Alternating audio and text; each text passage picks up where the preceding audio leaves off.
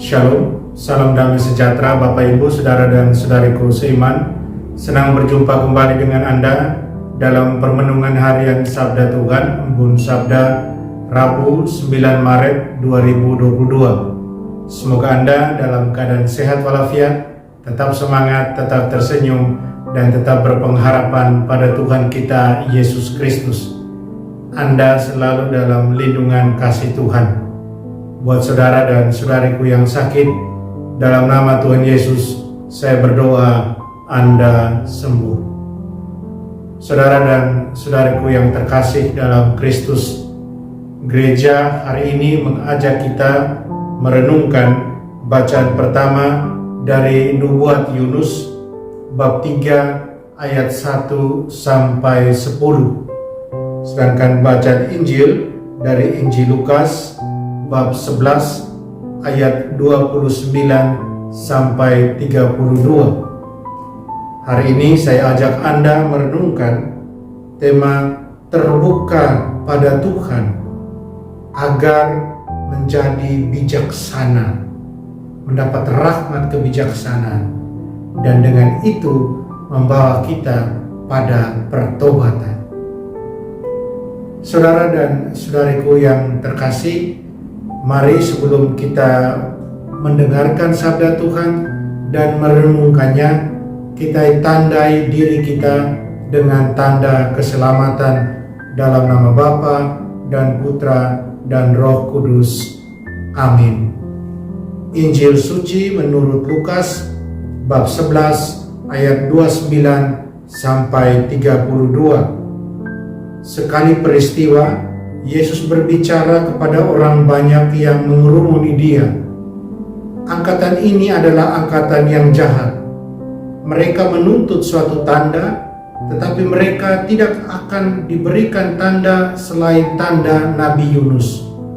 Sebab sebagaimana Yunus menjadi tanda untuk orang-orang Niniwe, demikian pula lah Anak Manusia akan menjadi tanda bagi angkatan ini. Pada waktu penghakiman, ratu dari selatan itu akan bangkit bersama orang dari angkatan ini dan akan menghukum mereka. Sebab ratu ini datang dari ujung bumi untuk mendengarkan hikmat Salomo, dan sungguh yang ada di sini lebih daripada Salomo. Pada waktu penghakiman, orang-orang Niniwe akan bangkit bersama angkatan ini, dan mereka akan menghukumnya. Sebab orang-orang Niniwe itu bertobat waktu mendengarkan pemberitaan Yunus, dan sungguh yang ada di sini lebih daripada Yunus. Demikianlah sabda Tuhan. Terpujilah Kristus. Saudara dan saudariku seiman, apakah saya dan Anda berbekal iman kita pada Tuhan? Apakah kita mampu untuk membaca tanda-tanda yang diberikan, membaca tanda-tanda peringatan dengan saksama, memperhatikan tanda-tanda? Banyak kematian dapat dihindari jika orang memperhatikan tanda-tanda yang terjadi. Banyak kesusahan akan dihindari jika orang mampu sungguh membaca tanda-tanda yang diberikan. Saudara dan saudariku, dalam Injil, ketika para pemimpin agama menuntut tanda dari Yesus, Yesus memberikan peringatan serius akan bencana rohani, bencana spiritual yang akan datang buat mereka. Sudah menjadi satu ciri khas bagi orang-orang Yahudi bahwa mereka selalu menuntut tanda. Mereka mau ada tanda dari utusan-utusan Tuhan untuk membuktikan bahwa memang benar orang-orang tersebut adalah utusan Tuhan. Klaim mereka sebagai utusan Tuhan harus dibuktikan dengan tanda-tanda. Para saudara dan terkasih, ketika para pemimpin agama mendesak Yesus untuk memberikan bukti atas klaimnya sebagai Mesias, sebagai yang diurapi, sebagai yang diutus Allah ke dunia, Dia sudah mengatakan sebenarnya dalam banyak pengajarannya tentang siapa dia. Tanda-tanda sudah dia berikan lewat mujizat-mujizat yang terjadi. Dan dia sendirilah sebenarnya tanda yang dari surga itu. Sehingga mereka sebenarnya tidak membutuhkan tanda.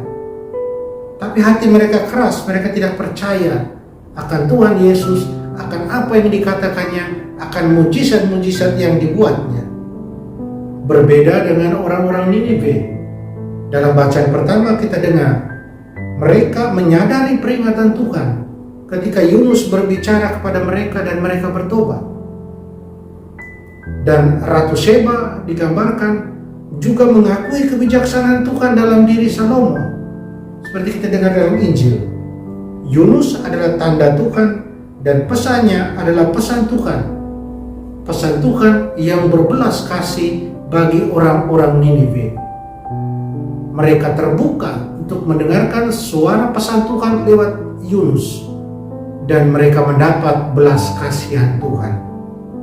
Sayangnya, para pemimpin agama mereka tidak puas dengan apa yang sudah diberikan Yesus, tanda-tanda yang sudah terjadi lewat diri Yesus.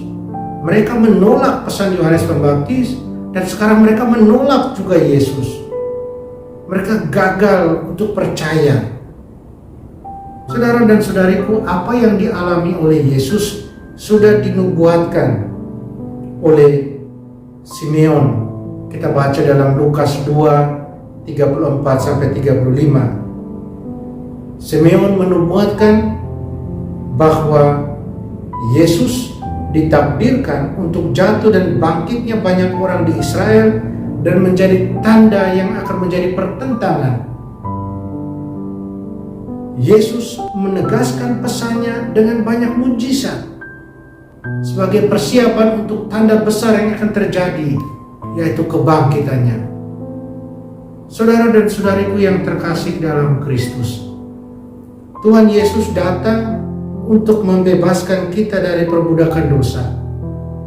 Karunia Roh Kudus dianugerahkan kepada kita, kasih-Nya dicurahkan ke dalam hati kita, agar kita dapat memahami kehendaknya bagi hidup kita, dan agar kita boleh berjalan dalam jalan kebenaran dan kekudusannya. Tuhan menyelidiki hati kita bukan untuk menghukum kita, tetapi untuk menunjukkan kepada kita di mana kita membutuhkan kasih karunia dan pertolongannya yang menyelamatkan. Dia memanggil kita untuk mencari Dia dengan pertobatan sejati, dengan kerendahan hati, kejujuran, untuk melihat dosa-dosa kita apa adanya, dosa-dosa penolakan terhadap cinta dan kasih-Nya, terhadap kehendak-Nya. Tuhan akan mengubah kita jika kita mendengarkan firman-Nya, terbuka, membiarkan Roh Kudus-Nya bekerja dalam diri kita, agar rahmat kebijaksanaan yang dari Dia sajalah kita terima. Dan dengan rahmat kebijaksanaan itu memampukan kita untuk membaharui pikiran kita. Dan di samping itu, dengan rahmat kebijaksanaan itu meningkatkan rasa lapar dan haus kita akan Tuhan sendiri yang adalah sumber kebijaksanaan itu. Saudara dan saudariku yang terkasih, Rasul Yakobus dalam suratnya bab 3 ayat 17 berkata, kebijaksanaan yang datang dari atas murni dan cinta damai. Mereka yang memiliki kebijaksanaan ini penuh pengertian dan terbuka terhadap nasihat, penuh belas kasih dan perbuatan baik, tidak memihak dan tulus. Demikian kata Rasul Yakobus, jelas sekali. Orang yang berpikiran ganda, bercabang, mereka tidak dapat menerima kebijaksanaan seperti ini. Satu pikiran menginginkan satu hal saja. Itu yang harus ada pada diri setiap orang beriman. Apa itu? Apa pikiran yang satu itu? Yaitu menyenangkan Tuhan. Tuhan ingin kita bergembira di dalam Dia dan mengetahui kebebasan dari kebenaran dan kasih-Nya.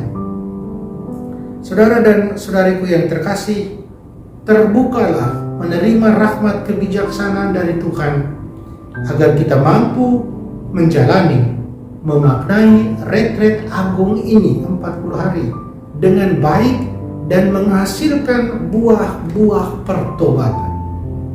Kita mohon kekuatan dari Tuhan untuk itu, agar kita dimampukan terbuka dan menerima rahmat kebijaksanaan itu yang membawa kita kepada pertobatan.